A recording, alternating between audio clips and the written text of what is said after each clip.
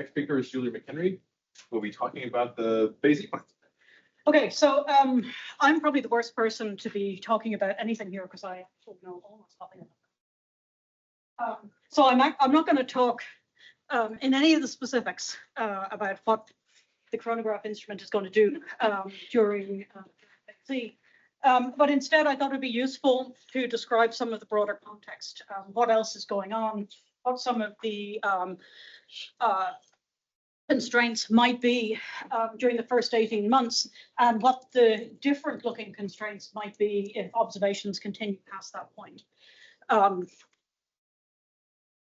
But before I do that, I thought I'd show a pretty picture. This is actually pretty old because it was taken a couple of days after the chronograph instrument arrived at Goddard. So this is the chronograph instrument in the corner of the Goddard sysdiff. It is now covered with a little kind of shed-like thing on top of it, and the wide field instrument is sitting beside it. Part of the reason that I haven't shown a up-to-date photograph of the sysdiff is you actually can't see very much because we've put up the EMI panels in the sysdiff to test the spacecraft. So you look in, you just see a bunch of panels around the thing. But the bottom line is everything is going really well. The wide field instrument is delivered, the chronograph instrument is delivered, the spacecraft is completed and going through testing. We're using all sorts of pieces of test equipment in the Goddard INT complex that I have never seen working before, like the high capacity centrifuge. It's really very cool. If you are in the area, I strongly recommend that you get in touch with one of us and ask for a tour. There really is something different to see every single week. That's all I'm going to say about hardware, but I wanted to get something in. Okay, so when we think about phase E, we often think about observations. And Roman is a bit unusual for this kind of flagship observatory in that very few of our observations are planned in the sort of traditional right of proposal and get your observation and own the data. We don't have any proprietary period on any data.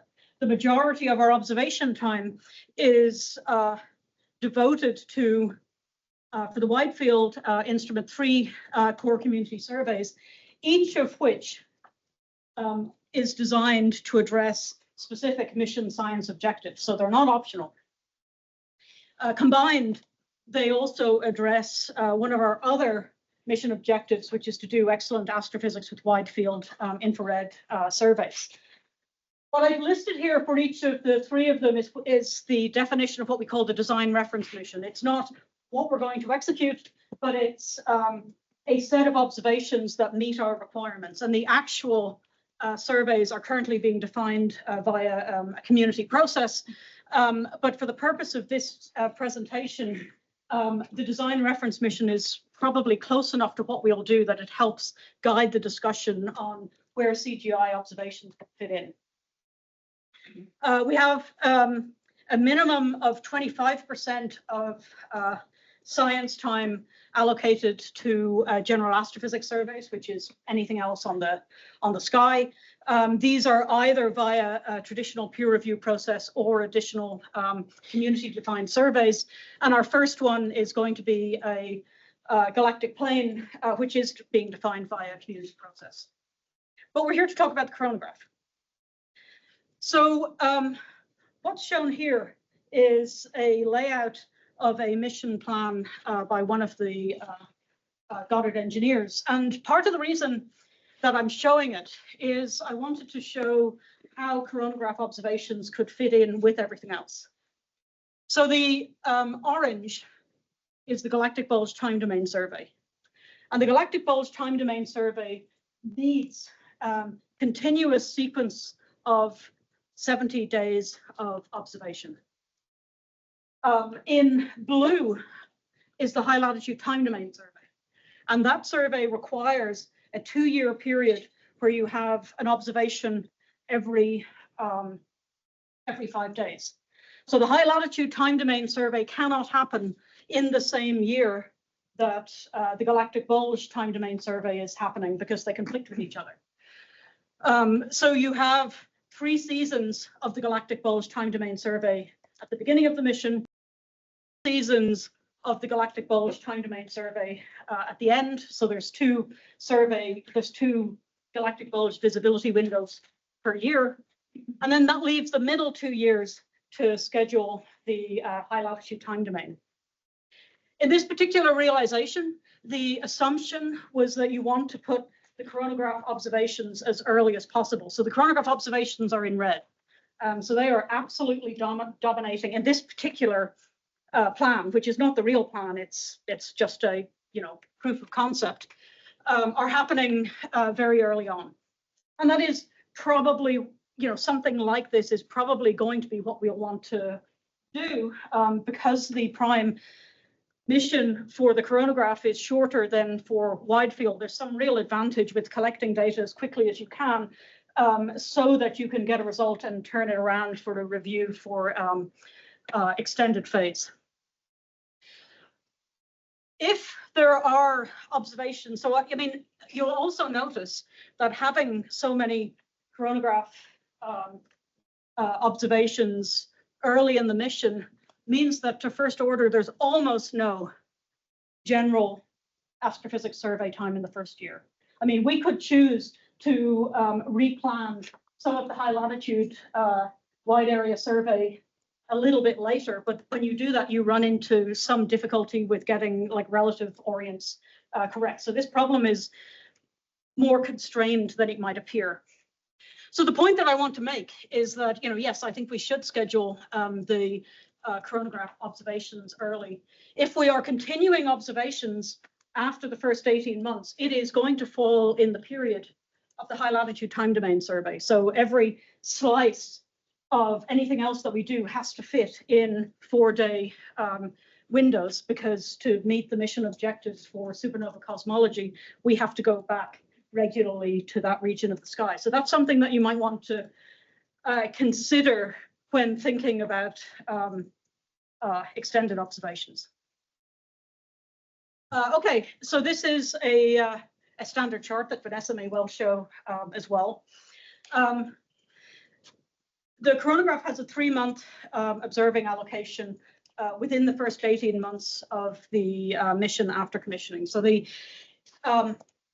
top priority for this time is to verify the level 1 technical requirement, but this is expected to take a few weeks. So it's a small fraction of the total allocation. So the remaining time is available for anything else. And I would encourage everyone to focus on this time first, because you don't know what's going to happen to your instrument or your mission. So you want to do the highest priority things early and not wait. Even if later observations are guaranteed, I still think you want to carefully think about and prioritize what you do in the first 90 days of observations.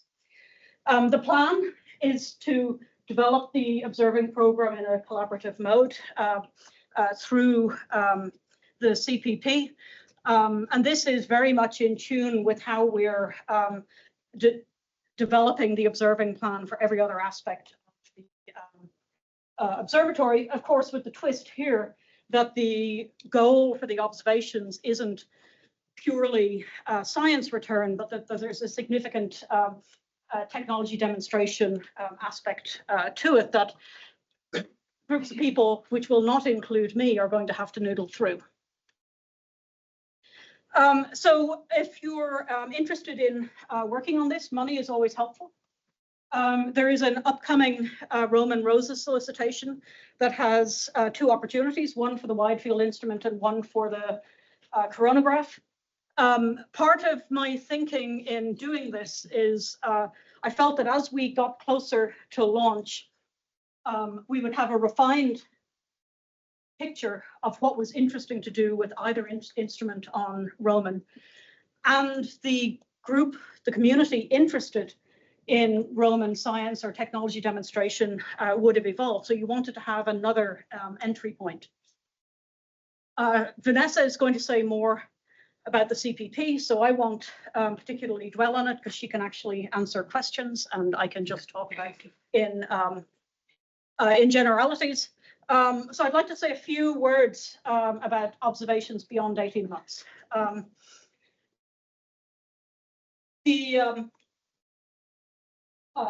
I'm conscious that the chronograph instrument is not built to last for 20 years, which doesn't mean it won't, but it does mean that if you're scheduling additional chronograph observations, we should find a way to get them in earlier in the mission and not wait until the end of the entire mission prime phase before starting extended observations.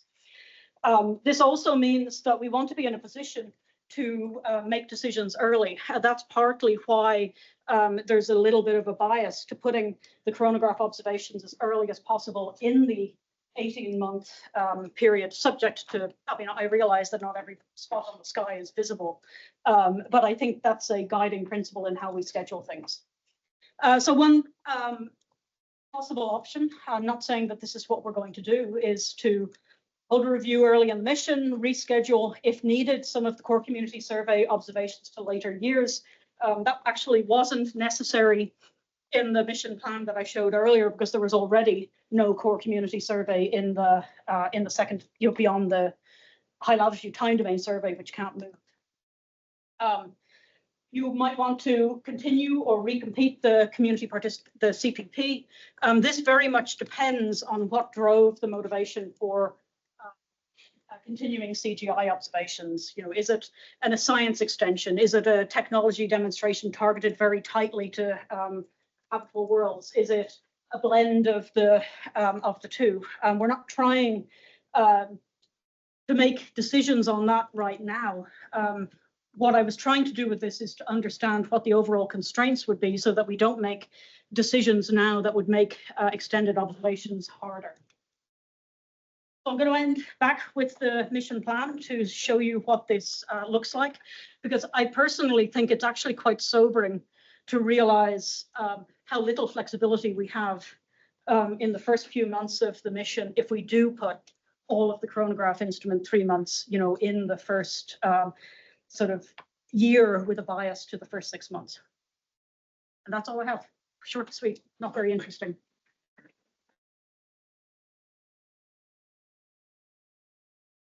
Okay, questions?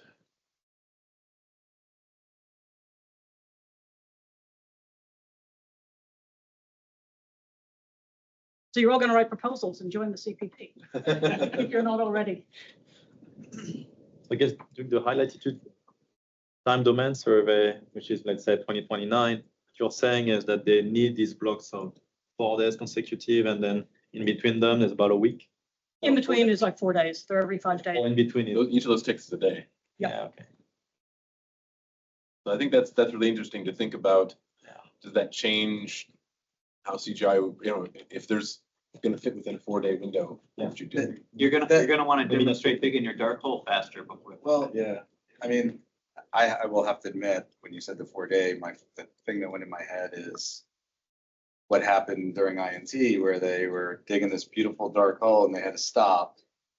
And what's most interesting to HWO is, how deep do you get? What are the noise sources at that deepest point? Which raises the question, is 4 days enough? If it's not, there'd be maybe one time where there's some opportunity. If it's not, you could just move to the later part of the mission. Yeah, the other Because I mean, the Yeah. opportunity cost for interrupting what needs to be a continuous set of time domain observations is actually quite high. so that would be how, a couple years. Yeah, it's 2 years in the middle. I mean, it all just fits. So 3 galactic bulge time domain seasons take 18 months at the beginning, 18 months at the end, and then you've got 2 years left. It's kind of Time a way domain. to wait. The other comment I'll make to you. Well, is I mean, then do what you can in the first 18 months. Well, the other comment I'll make to you is, we learned on JW is that the least stability is in the beginning. It took us 2 years. And finally now we're going to touch mirrors. But the first, year, you're gonna be outgassing. Yep. An exponential decay, so if anything, I'd almost wanna like let things stabilize for, a longer period of time and get the best data. Anyway, I'm sure it's too late for that, but that puts a little more onus on later. Well, we could move. I mean, there's nothing stopping chronograph observations that are here happening 9 months later. Okay, that might be something. Yeah. Too about, even on, 28, a few days of CGI, and then a few days of general observing, a few days of CGI. Is there anything getting in the way of stacking those CGI times in a row and? No. I mean, the only really strict constraints here are the blue periods and the orange periods. Everything else is fungible. Is there any coupling to DSN? Like, so the HOFIS, you gotta be in contact, is that true? Yeah, but you're not relying on PSN. You don't. We don't use Oh, DSA you don't for use science DSA. data. Oh, lucky you. Yep. I'm a JP elections.